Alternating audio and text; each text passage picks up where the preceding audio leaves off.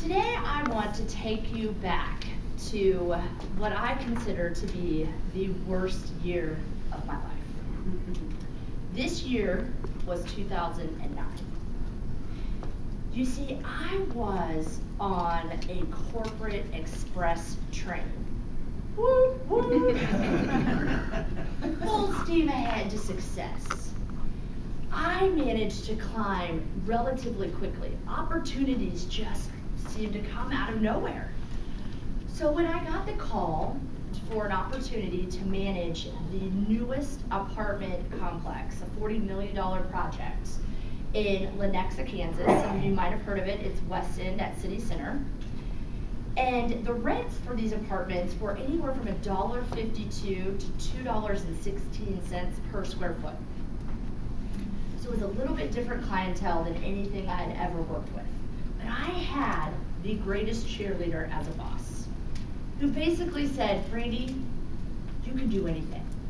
You got this. There is nobody better. And that speech worked for quite a while, until madness struck. And I truly felt everybody was out to get me. Everything that I had learned and everything I had applied up to this point for a decade that I had been successful at, managing, leading, inspiring those around me, just seemed to come to a halt. And I didn't know what to do. And I found myself in a very negative bubble. I learned quickly you can get to places with a very positive attitude, but you can also get to some places with a very negative attitude. And my drive at 5 at home looked a little bit like this. This was the worst day of my life. Well, I thought yesterday was the worst day of your life. No, this tops it, and let me tell you why. What I noticed about this is it was days, and then weeks, and then months, and I'm like, something has got to give. And it wasn't until my drive to work where I was on the phone with my sister, who barely took my calls because I think she was just tired of hearing me complain and not doing anything about it. And I was driving to work, and as we all know, most of us here drive, correct? Yes? Okay. We take some sort of a class to drive. Now, when you're on the highway, I was on 435 South, and I was in the left-hand lane, which is considered the accelerated lane, right? So if the speed limit is 70 miles an hour, I'm pretty confident you can go about 75 to 82 comfortably. This particular day, I needed to be going about 92 because I was running late. And I got behind a gentleman that was proceeding to go about at 65 miles an hour. I was very frustrated. I mean, I couldn't even remember what I was even complaining about, just the fact that this person was out to get me. Everybody's out to get me, he's in my way, I can't get around him, I gotta get there, I have an owner's visit. I was so consumed with what this person's intentions were. They had to be ill intentions because he just wouldn't get over. If he would have tapped his brakes, I would have got to meet him firsthand. So as I'm sitting there driving, like pacing, and my heart rate is up and I'm frustrated, my sister says, let me tell you about that gentleman in that car. Him and his wife have been trying to have a baby for years. And luckily they were able to conceive. And she's due any day.